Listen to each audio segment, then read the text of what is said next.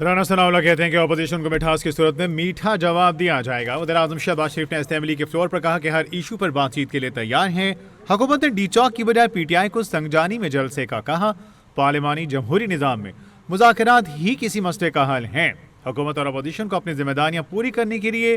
مذاکرات کرنے چاہیے۔ تو یہ کوئی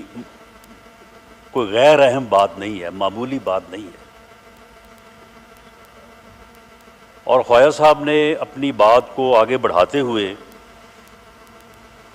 یہ بات بھی کی کہ اگر وہ اپنی بات میں کوئی مٹھاس ڈالیں، کوئی شیرینی ڈالیں، تو اس کا جواب جو ہے وہ ان کی طرف سے بھی جو ہے وہ مٹھاس کی صورت میں جو ہے وہ دیا جا سکتا ہے۔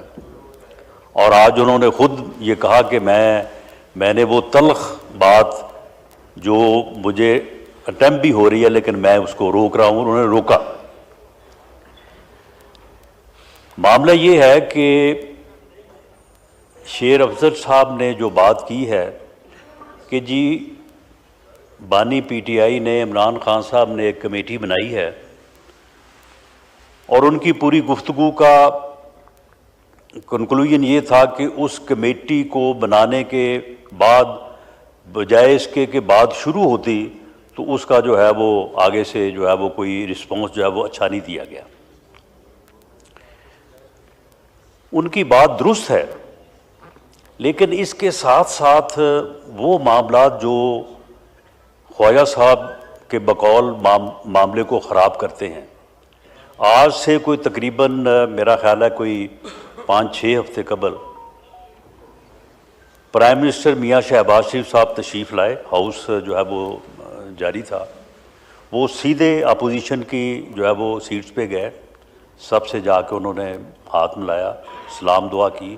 اور اس کے بعد اپنی سیٹ پہ آ کے انہوں نے کہا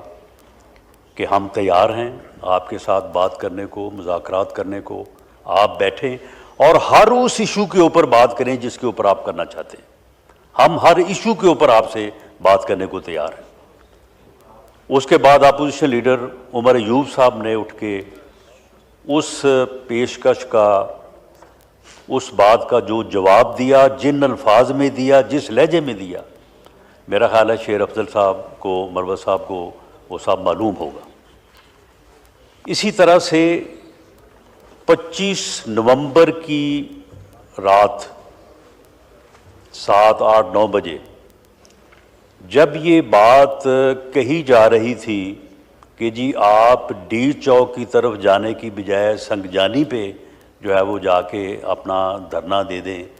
وہاں پہ آپ جلسہ کریں، سپیچز کریں، جو بھی آپ کا پروگرام ہے، اور اس مقصد کی اجازت کے لیے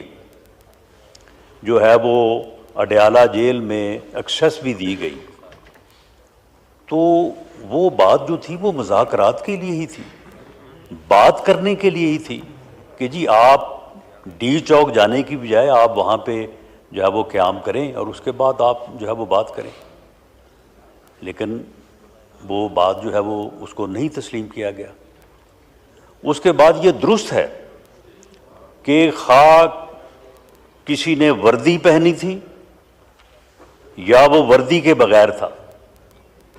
اگر 24 نومبر سے لے کے 26 نومبر تک اس ہنگامے کی نظر وہ ہوا اور اس کی جان گئی ہے، تو بالکل دونوں اطراف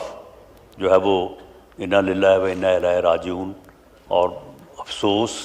یہ ہونا چاہیے تھا، لیکن یہ دونوں طرف اجتناب جو ہے وہ برتا گیا ہے۔ اگر وہ مروت صاحب ہمیں یہ کہتے ہیں کہ جی آپ نے اس بارے میں جو ہے وہ بات نہیں کی، تو بات شاید اس طرف سے بھی جو ہے وہ نہیں ہوئی۔ لیکن یہ ساری چیزیں اپنی جگہ پہ